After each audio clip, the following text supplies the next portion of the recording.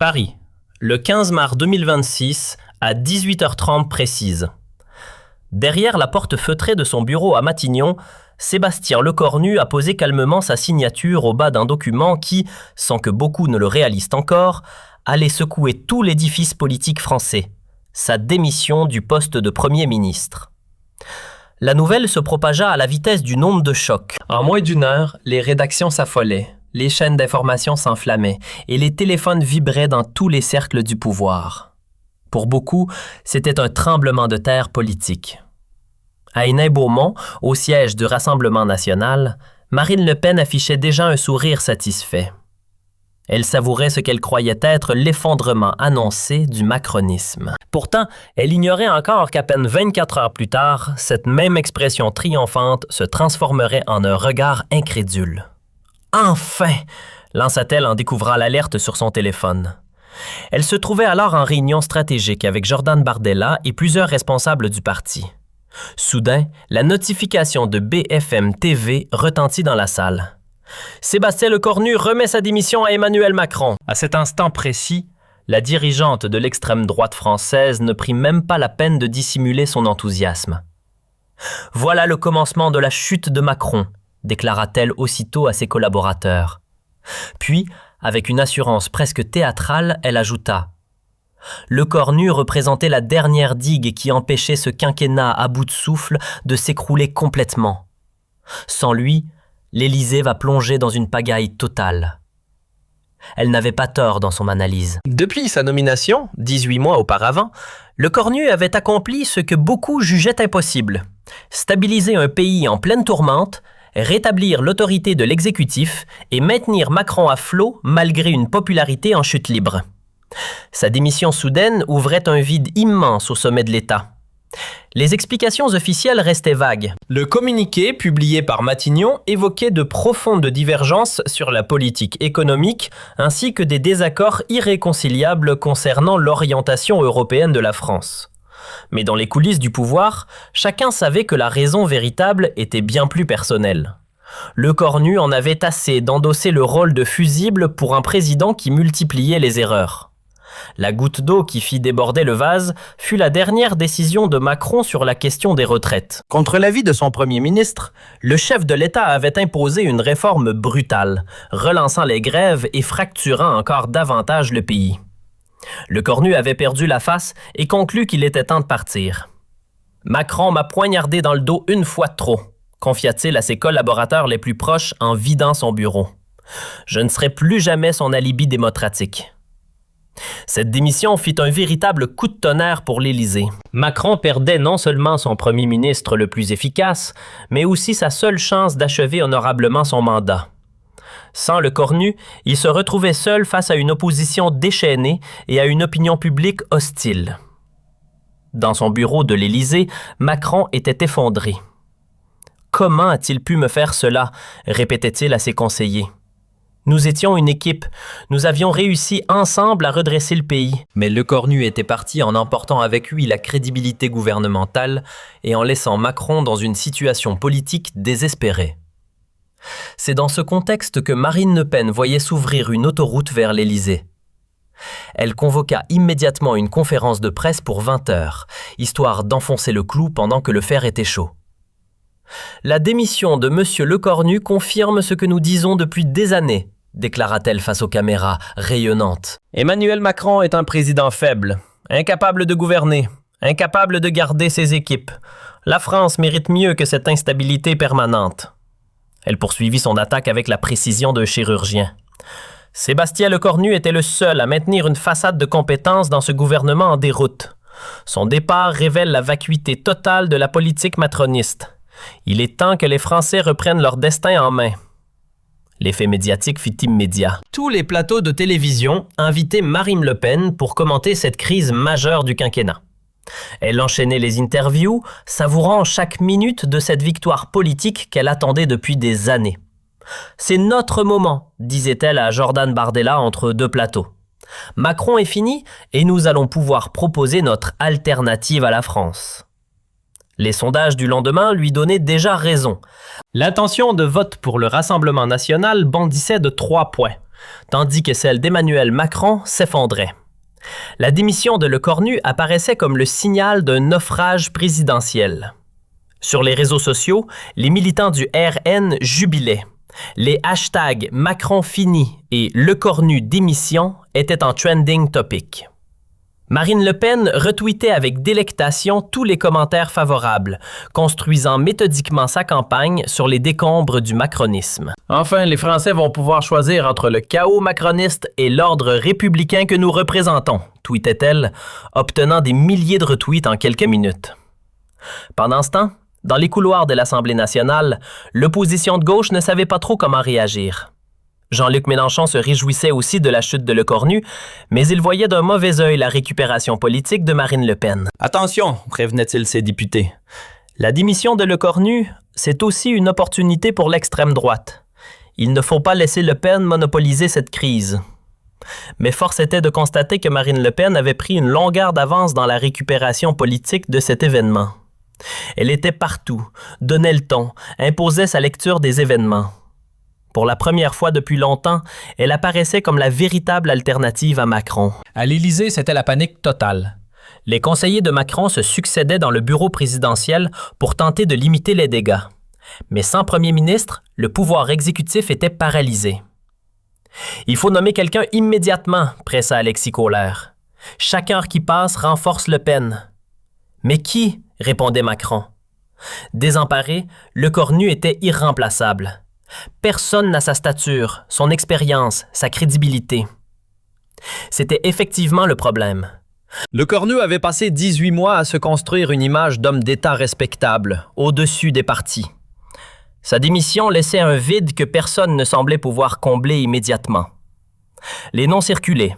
Bruno Le Maire, Gérald Darmanin, Élisabeth Borne, mais aucun ne faisait l'unanimité. Aucun n'avait l'autorité nécessaire pour succéder à Lecornu. Macron était face à un casse-tête impossible. Le soir de la démission, Marine Le Pen s'endormit avec le sentiment d'avoir remporté une victoire décisive. Pour la première fois depuis 2017, elle se voyait réellement gagner la prochaine élection présidentielle. Lecornu avait été son principal obstacle, l'homme qui empêchait l'effondrement total du macronisme. Avec son départ, la voie était libre. « Demain, nous allons annoncer notre programme de gouvernement », dit-elle à son entourage. « Il faut montrer que nous sommes prêts à diriger la France. » Mais ce qu'elle ignorait, c'est que, dans le même temps, Lecornu menait des discussions secrètes avec plusieurs personnalités politiques. Sa démission n'était peut-être pas aussi définitive qu'il y paraissait. Le lendemain matin, 16 mars, Marine Le Pen se réveillait confiante. Elle avait prévu une journée chargée. Petit déjeuner avec la presse, réunion avec les députés du RN, puis grand meeting à Marseille pour lancer la reconquête de la France. Vers 10 heures, elle donnait une interview à RTL où elle enfonçait le clou. La démission de Lecornu prouve que même les hommes les plus compétents ne peuvent rien faire avec Macron. Il est temps de tourner la page de ce quinquennat catastrophique. L'animateur lui demandait si elle était prête à gouverner. « Bien sûr », répondait-elle avec assurance. « Nous avons les équipes, nous avons le programme, nous avons la légitimité. Les Français n'attendent que nous. » C'est à ce moment-là que son téléphone vibra. Un message de Jordan Bardella. « Allume BFM, urgent. » Marine Le Pen demanda à son attaché de presse d'allumer la télévision dans le studio de RTL. Ce qu'elle vit la figea d'horreur. Un bandeau d'informations en continu annonçait « Sébastien Lecornu de retour à Matignon. Le premier ministre retire sa démission. »« C'est impossible », balbutia-t-elle, perdant momentanément sa contenance à l'antenne. L'animateur, lui aussi surpris, tentait de comprendre. « Madame Le Pen, que pensez-vous de cette information? » Lecornu était de retour, plus fort que jamais, ayant démontré à tous qu'il était irremplaçable. Ce qui s'était passé durant ces 24 heures cruciales était digne d'un thriller politique. Dès l'annonce de sa démission, Lecornu avait reçu des centaines d'appels de Macron, mais aussi de tous les secteurs de la société française, patrons, syndicalistes, intellectuels, artistes, sportifs. « Ne partez pas », suppliait le leader de la CFDT. « Vous êtes le seul à maintenir le dialogue social. » La France a besoin de vous, insistait le patron du MEDEF. Même des personnalités de l'opposition modérée plaidaient pour lui. Votre départ profiterait aux extrêmes, lui disait François Bayrou. Mais ce qui avait véritablement fait basculer Le Cornu, c'était l'appel de sa propre fille, étudiante en sciences politiques.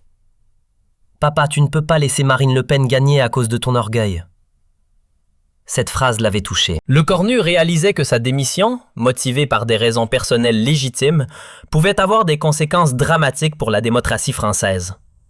Dans le même temps, les 24 heures sans premier ministre avaient révélé l'ampleur du chaos qui menaçait. Les marchés financiers s'étaient effondrés.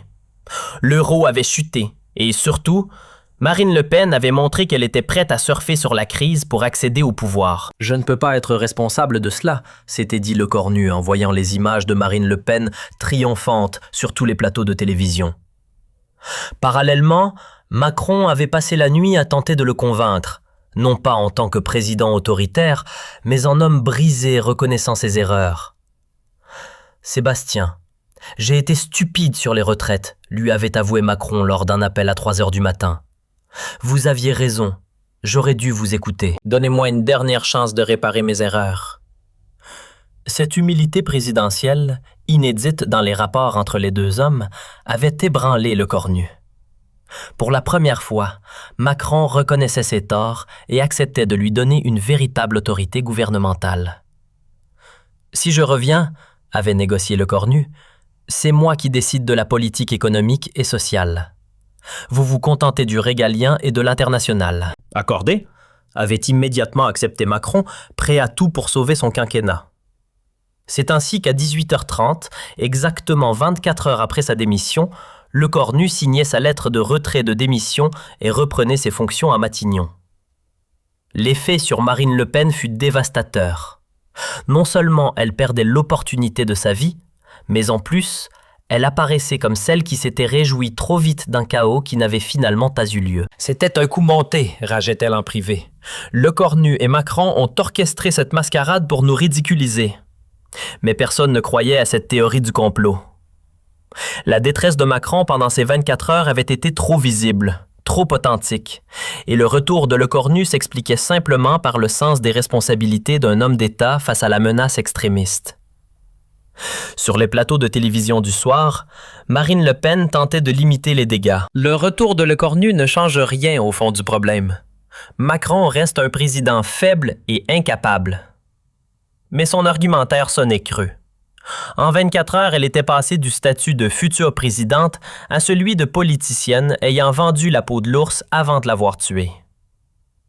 Les sondages du lendemain confirmaient son naufrage. Le Rassemblement national perdait 4 points, effaçant tous les gains de la veille et même davantage. Les Français avaient vu Marine Le Pen se réjouir de la crise et cela ne leur avait pas plu.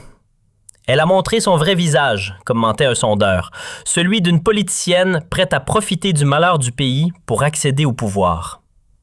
Le retour de Le Cornu était perçu, lui, comme un geste de patriotisme et de maturité politique. Sa cote de popularité explosait. 70% d'opinions favorables, du jamais vu pour un premier ministre. Le Cornu incarne la responsabilité face au populisme, analysait un éditorialiste du Monde. Son retour sauve la démocratie française. Dans les jours qui suivirent, Marine Le Pen tentait de se rattraper en attaquant sur d'autres sujets, mais le mal était fait. Son moment de triomphe prématuré était devenu un moment d'humiliation politique. Elle a cru que c'était gagné, se moquaient même ses propres alliés européens. Matteo Salvini, lui, faisait remarquer en privé « Marine, il ne faut jamais crier victoire avant la fin du match ». 3 semaines plus tard, lors d'un sondage présidentiel, Marine Le Pen stagnait, tandis que Le Cornu apparaissait désormais comme un candidat crédible pour 2027. Ces 24 heures de démission avaient paradoxalement renforcé sa stature d'homme d'État indispensable. « J'ai appris une leçon », confiait Le Cornu à ses proches. « Parfois, il faut partir pour mieux revenir. Et surtout, il ne faut jamais sous-estimer l'instinct de survie démocratique des Français. » Marine Le Pen, elle, avait appris une leçon plus amère. En politique, rien n'est jamais gagné tant que ce n'est pas officiel. Et surtout, se réjouir du malheur des autres peut se retourner contre soi. Les 24 heures les plus courtes de l'histoire politique française avaient redistribué toutes les cartes. Le Cornu était devenu plus indispensable que jamais. Macron avait appris l'humilité Et Marine Le Pen avait découvert que l'arrogance politique se payait parfois très cher. Cette séquence resterait dans les annales comme l'exemple parfait de ce qu'il ne faut jamais faire en politique. Compter ses victoires avant qu'elles soient acquises. Marine Le Pen l'avait appris à ses dépens face à un Lecornu qui maîtrisait décidément l'art du timing politique mieux que quiconque. Mais l'histoire ne s'arrêtait pas là. Les conséquences de ces 24 heures dramatiques allaient se faire sentir pendant des mois dans la politique française. Marine Le Pen, humiliée par ce retournement spectaculaire, décida de prendre sa revanche par tous les moyens. Dès le lendemain du retour de Lecornu, elle convoqua une réunion d'urgence au siège du Rassemblement national. « Nous ne pouvons pas laisser passer cela », martela-t-elle devant ses lieutenants. « Lecornu nous a ridiculisés, mais nous allons montrer que son retour ne changera rien au problème. » Jordan Bardella, encore sous le choc de ce retournement, tentait de relativiser. « Marine, peut-être que nous avons été trop vite en besogne. L'important, c'est de rester crédible. »« Crédible ?» explosa la patronne du parti. « Nous étions crédibles hier soir quand tout le monde nous voyait déjà gouverner. C'est Lecornu qui n'est pas crédible avec ses allers-retours de premier ministre. » En l'espace de 24 heures, elle était passée de l'extase de la victoire annoncée à l'humiliation de la défaite. Pire encore, les réseaux sociaux se déchaînaient contre elle, la traitant d'hyène politique et de vautour qui attend que la France aille mal. « C'est injuste, » se plaignait-elle à ses conseillers. « Nous ne faisons que notre travail d'opposition. Si Lecornu démissionne, nous avons le droit de le critiquer. » Mais l'opinion publique ne l'entendait pas de cette oreille. Un sondage Harris Interactive, publié 3 jours après l'épisode, montrait que 67% des Français trouvaient déplacée la joie affichée par Marine Le Pen lors de la démission de Lecornu. Les Français n'aiment pas ceux qui se réjouissent des difficultés du pays, analysait le sondeur. Marine Le Pen a donné l'impression de passer avant l'intérêt national. Cette image négative collait désormais à la peau de la dirigeante du RN. Ses conseillers en communication tentaient de limiter les dégâts en organisant des déplacements positifs. Visites d'hôpitaux, rencontres avec des agriculteurs, participation à des événements caritatifs. Mais rien n'y faisait. Elle a perdu sa crédibilité d'alternative sérieuse, constatait amèrement un cadre du RN. Les gens se souviennent de son sourire quand Lecornu est parti.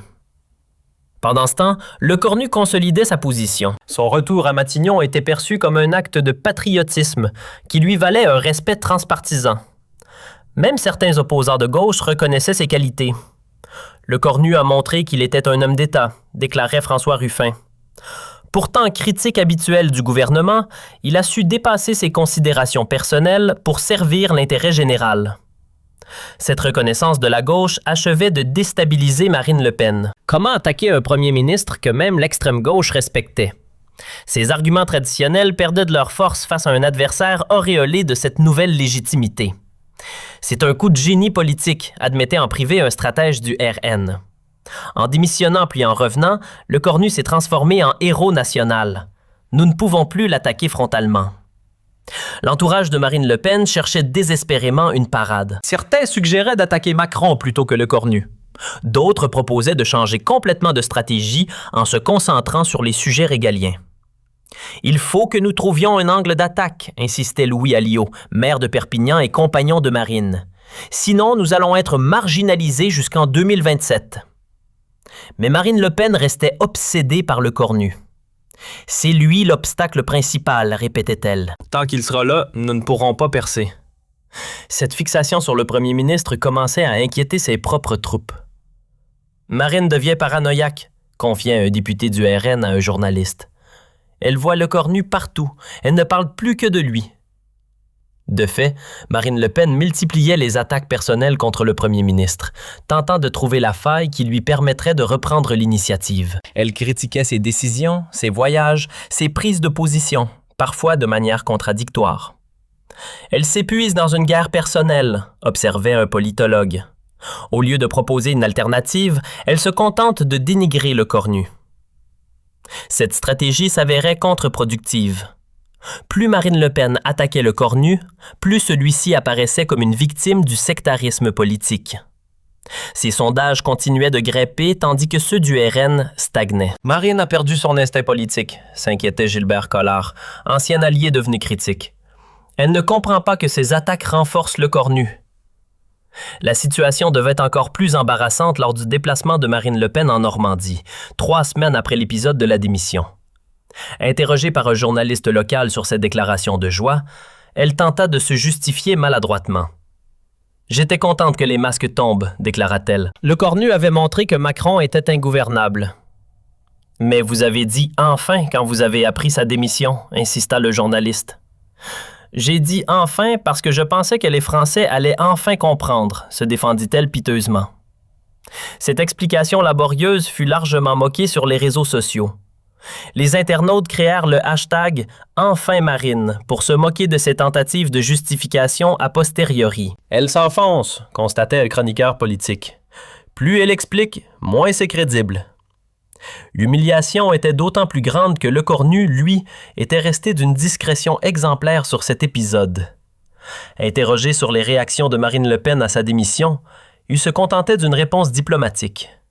« Je ne commente pas les déclarations de l'opposition, disait-il simplement. Mon travail, c'est de gouverner pour tous les Français. » Cette élégance contrastait avec l'acharnement de Marine Le Pen et renforçait encore l'image positive du premier ministre. « Lecornu à la classe, Le Pen à la hargne », résumait un éditorialiste. La frustration de Marine Le Pen atteignit son paroxysme lors du débat budgétaire à l'Assemblée nationale. Face à Lecornu, qui présentait le projet de loi de finances, elle tenta une attaque frontale sur sa comédie de démission. « Monsieur le Premier ministre, lança-t-elle, vous nous avez fait une belle mise en scène avec votre démission bidon. Était-ce pour faire du chantage au président? » Lecornu resta imperturbable. « Madame Le Pen, je comprends votre amertume. Vous pensiez pouvoir profiter d'une crise et vous avez été déçue. Mais heureusement, la France a d'autres priorités que vos calculs politiques. » La réplique fit mouche. L'hémicycle éclata en applaudissements, y compris sur certains bancs de l'opposition modérée. Marine Le Pen, rouge de colère, ne sut que répondre. « Elle s'est fait atomiser », commenta un député du LR. Lecornu l'a remise à sa place avec élégance. Cette séquence, diffusée en boucle sur les chaînes d'information, acheva de ternir l'image de Marine Le Pen. Elle apparaissait comme une politicienne aigrie, incapable d'encaisser une défaite. Dans les sondages qui suivirent, l'écart se creusa encore. Lecornu atteignait 74% d'opinion favorable, un record pour un premier ministre en exercice. Marine Le Pen, elle, tombait à 32%, son plus bas niveau depuis 2000.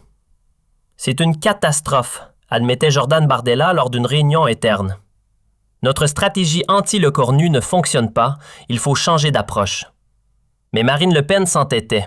« Non », martelait-elle, « Lecornu finira par tomber. Il suffit d'attendre la prochaine crise. » Cette obstination inquiétait ses proches.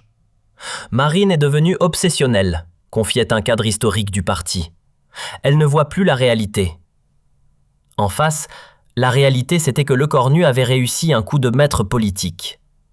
En démissionnant puis en revenant, il avait non seulement humilié Marine Le Pen, mais aussi démontré son caractère indispensable. Il était devenu l'homme providentiel que les Français appelaient de leur vœu. Lecornu incarne tout ce que Marine Le Pen n'est pas, analysait un sociologue politique. Le sens des responsabilités contre l'opportunisme, la mesure contre l'extrémisme, l'unité contre la division. 6 mois après l'épisode de la démission, le paysage politique français était totalement transformé. Lecornu dominait les sondages de popularité et apparaissait comme le favori naturel face à Marine Le Pen. Elle tentait péniblement de reconstruire son image. « J'ai sous-estimé Lecornu », finit-elle par admettre en petit comité. « Il m'a joué un tour de maître. » Cette reconnaissance tardive de la supériorité tactique de son adversaire marquait la fin d'une époque. Marine Le Pen, qui avait cru tenir sa revanche après des années d'attente, découvrait amèrement que la politique était un art plus subtil que prévu. Elle a appris à ses dépens qu'en politique, l'arrogance se paie toujours, concluait un historien spécialiste de l'extrême droite. Lecornu lui a donné une leçon magistrale de patience et de timing. L'histoire de ces 24 heures resterait longtemps dans les mémoires comme l'exemple parfait d'un retournement politique spectaculaire. Marine Le Pen y avait perdu bien plus qu'une bataille. Elle y avait perdu sa crédibilité d'alternative gouvernementale. Lecornu, lui, en était sorti grandi, confirmant qu'il était devenu l'homme fort de la politique française. Son pari audacieux avait payé au-delà de toutes ses espérances, reléguant Marine Le Pen au rang de faire-valoir de son succès. La morale de cette histoire était claire. En politique, il ne faut jamais vendre la peau de l'ours avant de l'avoir tué. Marine Le Pen l'avait appris à ses dépens face à un Lecornu qui maîtrisait l'art du coup politique mieux que quiconque. Un an après cet épisode, désormais entré dans la légende politique française, les conséquences continuaient de se faire sentir. Marine Le Pen n'avait jamais vraiment retrouvé sa superbe d'avant cette humiliation. Lors de meetings, elle évitait soigneusement de mentionner cette période, mais les journalistes ne manquaient jamais de lui rappeler ses déclarations prématurées. C'est devenu son talon d'Achille, observait un spécialiste de l'extrême droite. Chaque fois qu'elle attaque le gouvernement, on lui ressort ses 24 heures de joie mal placées.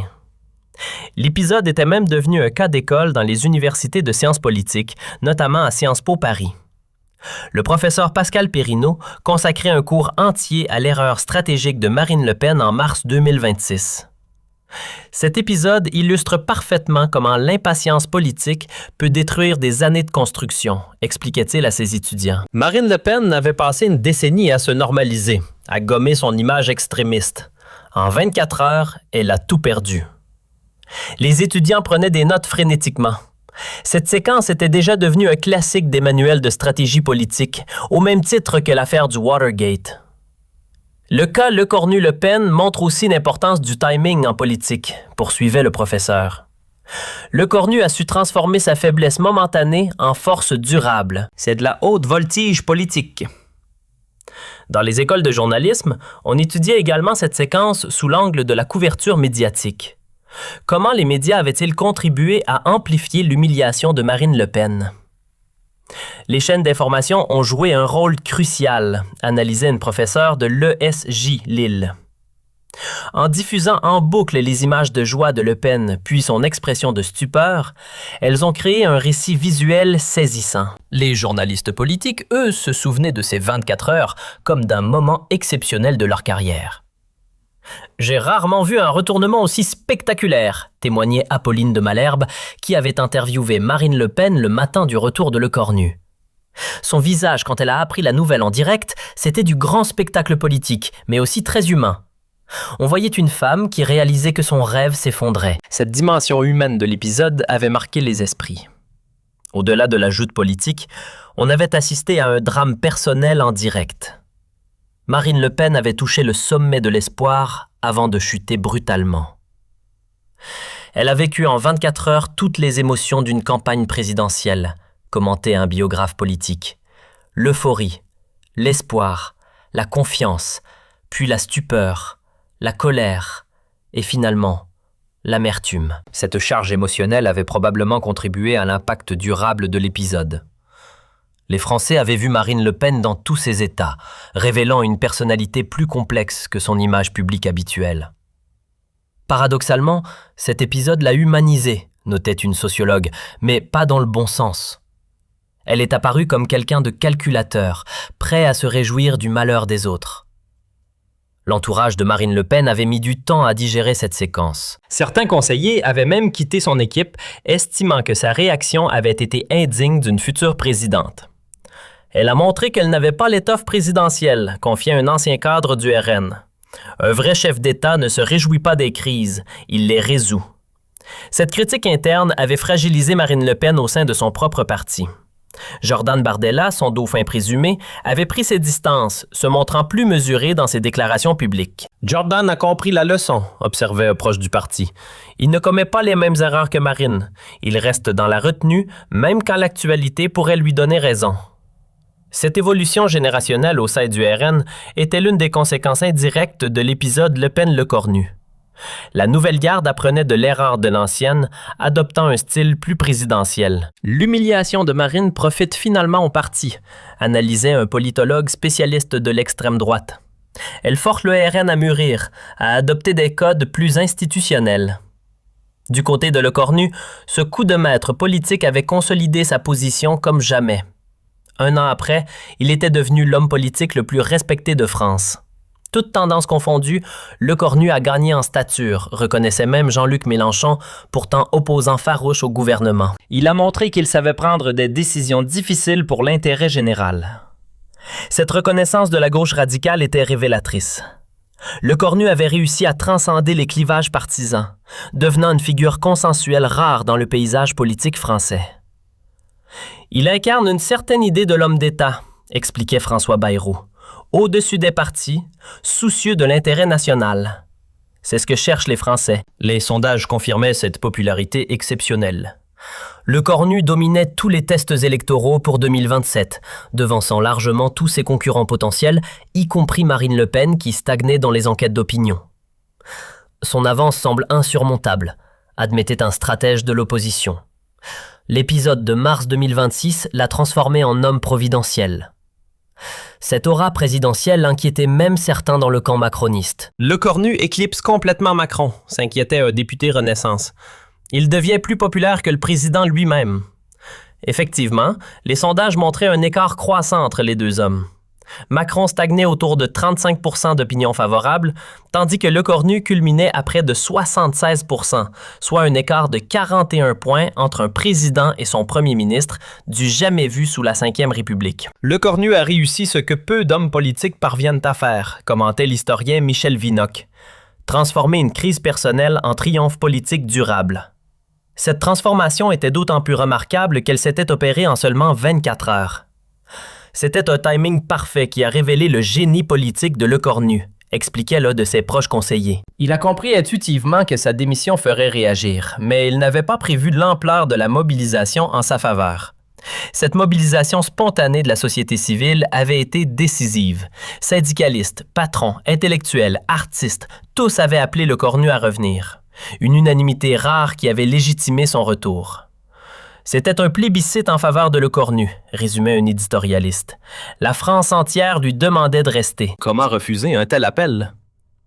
Cette aura présidentielle inquiétait même certains dans le camp macroniste. Lecornu éclipse complètement Macron, s'inquiétait un député Renaissance. Il devient plus populaire que le président lui-même. Effectivement, les sondages montraient un écart croissant entre les deux hommes. Macron stagnait autour de 35% d'opinion favorable, tandis que Lecornu culminait à près de 76%, soit un écart de 41 points entre un président et son premier ministre, du jamais vu sous la Ve République. Lecornu a réussi ce que peu d'hommes politiques parviennent à faire, commentait l'historien Michel Vinocq. Transformer une crise personnelle en triomphe politique durable. Cette transformation était d'autant plus remarquable qu'elle s'était opérée en seulement 24 heures. C'était un timing parfait qui a révélé le génie politique de Lecornu, expliquait l'un de ses proches conseillers. Il a compris intuitivement que sa démission ferait réagir, mais il n'avait pas prévu l'ampleur de la mobilisation en sa faveur. Cette mobilisation spontanée de la société civile avait été décisive. Syndicalistes, patrons, intellectuels, artistes, tous avaient appelé Lecornu à revenir. Une unanimité rare qui avait légitimé son retour.